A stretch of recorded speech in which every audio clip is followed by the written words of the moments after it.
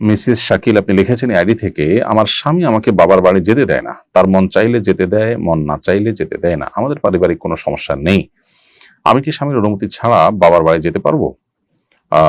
প্রিয় বোন, আপনার প্রশ্ন উত্তরে বলতে চাই যে যে কোনো স্ত্রী তার বাবার বাড়ি যাওয়া, বাবা মার সাথে সম্পর্ক রাখা, যোগাযোগ রক্ষা করা, এটা তার অধিকার। আল্লাহ তাআলা আমাদের সবাইকে রক্ত সম্পর্কীয় আত্মীয় স্বজনের সাথে সুসম্পর্ক বজায় রাখতে বলেছেন। অতএব ছেলেদের জন্য যেরকম তার রক্ত সম্পর্কীয় আত্মীয় স্বজনের সাথে সুসম্পর্ক বজায় রাখা, এটা তার জন্য যেমন কর্তব্য, একজন নারী হিসাবে স্ত্রীরও তার বাবা মার সাথে সম্পর্ক রাখা এটা তার কর্তব্য। অতএব তার কর্তব্য পালনে বাধা দেওয়ার এখতিয়ার কিন্তু স্বামীর নেই। বিধায় আপনার স্বামী যদি আপনাকে মোটেই আপনার শ্বশুর বাড়িতে, আপনার বাবার বাড়িতে যেতে না দেন, তাহলে তিনি অন্যায় করছেন এবং তার তওবা করা উচিত। আর যদি তিনি আপনাকে যেতে দেন কিন্তু হয়তো আপনি অনেক ঘন ঘন যান, সেই জায়গায় তিনি বাধা সৃষ্টি করেন, এরকম যদি হয় তাহলে সেক্ষেত্রে সেটা অন্যায় হবে না। এজন্য আসলে দেখা উচিত যে আপনি কি পরিমাণ যেতে চান, তার রেশিওটা কি।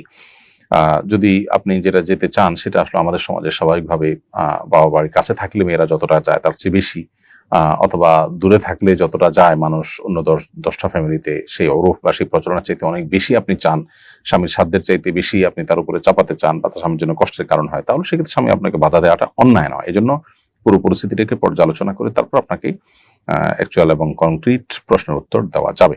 আপাতত যেটুকু বলবো সেটা হলো যে একেবারে যদি আপনাকে যেতে না দেয়, যে তুমি যেতেই পারবা না, কথাই বলতে পারবে না, অনেক সময় দেখা যায় মনোমালিন্যের কারণে অনেক স্বামী এরকম করে, তাহলে সেটা অন্যায় হবে।